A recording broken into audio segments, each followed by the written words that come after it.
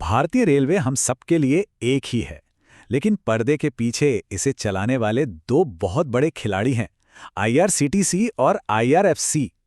एक जिससे हम हर रोज टिकट बुक करते हैं और दूसरा जो पूरे सिस्टम की माली हालत संभालता है। तो एक है ग्रोथ का इंजन और एक है रेलवे का अपना बैंक।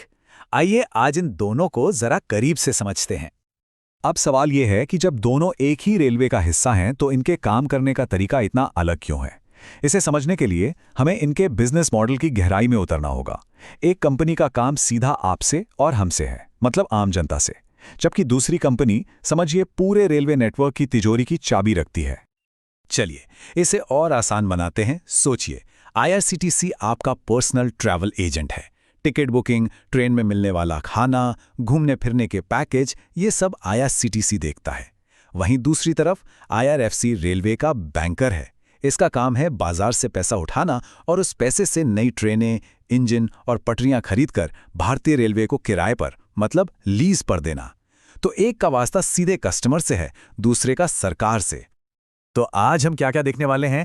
सबसे पहले इन दोनों पावर हाउसेस को समझेंगे, फिर इनके फाइनेंशियल नंबर्स को आमने सामने रखेंगे, आगे बात करेंगे इनके फ्यूचर प्लान्स की और रास्ते में आने वाले खतरों की, और आखिर में ग्रोथ और स्टेबिलिटी की इस जंग का नतीजा निकालेंगे।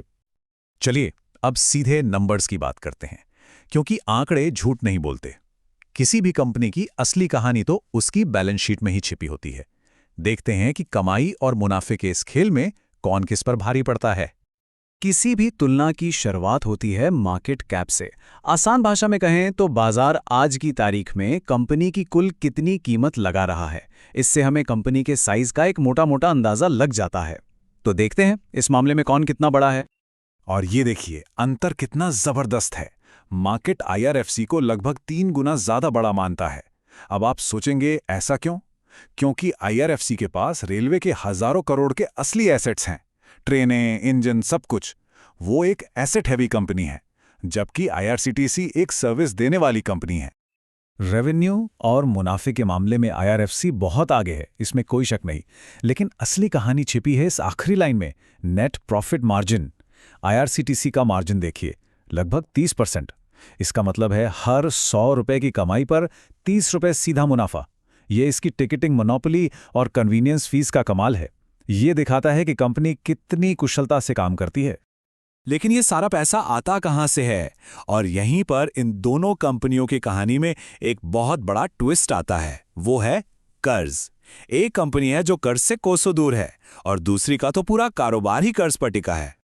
इसे नापने का एक पैमाना है, डेट टू इक्विटी रेशियो। ये बस ये बताता है कि कंपनी अपने खुद के पैसे के मुकाबले कितना बाहरी कर्ज इस्तेमाल कर रही है। रेशियो जितना ज्यादा, रिस्क उतना ही ज्यादा। और ये देखिए, तस्वीर बिल्कुल साफ है। एक तरफ है आईआरसीटीसी, जो कि एक लगभग कर्ज मुक्त कंपनी है, वो अपने कैश से काम चलाती है।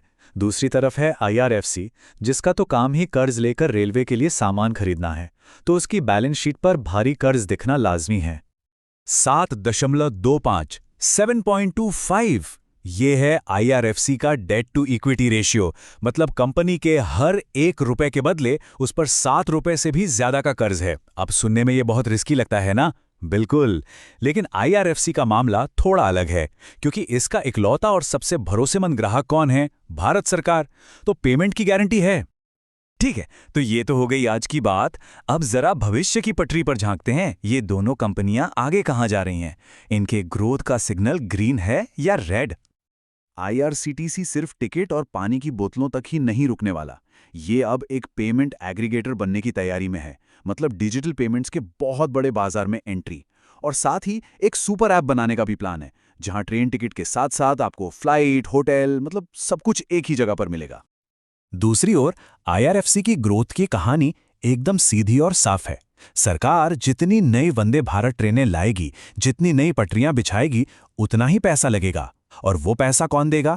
आईआरएफसी। तो इसकी ग्रोथ सीधे सीधे देश के रेलवे इंफ्रास्ट्रक्चर के विकास से जुड़ी हुई है। अच्छा, ग्रोथ की बातें तो बहुत अच्छी लगती हैं, लेकिन हर सफर में कुछ स्पीड ब्रेकर भी होते हैं। तो अब बात करते हैं उन रेड फ्लैग्स की, यानी उन संभावित खतरों की जो इन दोनों कंपनियों के रास्ते में आ सकते हैं। आईआरसीटीसी के लिए सबसे बड़ा रिस्क है सरकारी नियम और कानूनी मामले। इसके ऑडिटर्स ने अपनी रिपोर्ट में कुछ चीज़ों पर चिंता जताई है, जैसे एक एंटी प्रॉफिटरिंग अथॉरिटी का नोटिस है। केटरिंग पार्टनर्स के साथ जीएसटी को लेकर कुछ विवाद चल रहे हैं। ये छोटी छोटी चीज़ें इसके मुनाफे पर असर डाल सकती हैं। और ऑडिटर की रिपोर्ट से मिली ये एक लाइन पूरी कहानी बयां कर देती है कि अगर कोई बड़ी देनदारी आती है तो उसकी जिम्मेदारी आखिर में रेलवे की ही होगी। ये एक तरह से सुरक्षा कवच भी है, लेकिन ये भी दिखाता है कि आईआरसीटीसी की लगाम पूरी तरह से रेल मंत्रालय के हाथों में है। अब आते हैं आईआरएफसी के जोखिमों पर, और ये बिल्कुल अलग तरह के हैं। सबसे बड़ा रिस्क सिर्फ एक ग्राहक, इंडियन रेलवे। अगर कल को सरकार की रेलवे फंडिंग पॉलिसी में कोई बड़ा बदलाव आता है तो इसका पूरा बिजनेस मॉडल हिल सकता है। और दूसरा, वो 4 लाख करोड़ से ज्यादा का भारी भरकम कर्ज। अगर ब्याज दरें बढ़ती हैं तो इसकी मुश्किलें भी बढ़ेंगी। तो इन सभी आंकड़ों, फ्यूचर प्लान्स और रिस्क्स को समझने के बाद हम आखिरी सवाल पर आते हैं। एक निवेशक के लिए इन सब का क्या मतलब है? यह असल में ग्रोथ और स्थिरता के बीच का एक चुनाव है। चलिए इसे आमने सामने रखकर फैसला करते हैं। ये टेबल समझिए पूरी बातचीत का निचोड़ है। देखिए, सवाल ये नहीं है कि कौन सा स्टॉक बेहतर है। सवाल ये है कि किसी के निवेश का मकसद क्या है। अगर किसी को एक हाई मार्जिन वाली डिजिटल ग्रोथ स्टोरी चाहिए तो आईआरसीटीसी एक विकल्प है, और अगर किसी को देश के इंफ्रास्ट्रक्चर के साथ जुड़ी एक स्थिर और भरोसेमंद आय चाहिए तो आईआरएफसी दूसरा विकल्प है। तो आखिर में फैसला इसी सवाल पर आकर टिकता है, किसी को क्या चाहिए? आईआरसीटीसी की तेज रफ्तार, डायनामिक ग्रोथ वाली यात्रा जिसमें कुछ झटके भी लग सकते हैं, या फिर आईआरएफसी की स्थिर, सुरक्षित और इंफ्रास्ट्रक्चर पर आधारित मजबूत यात्रा?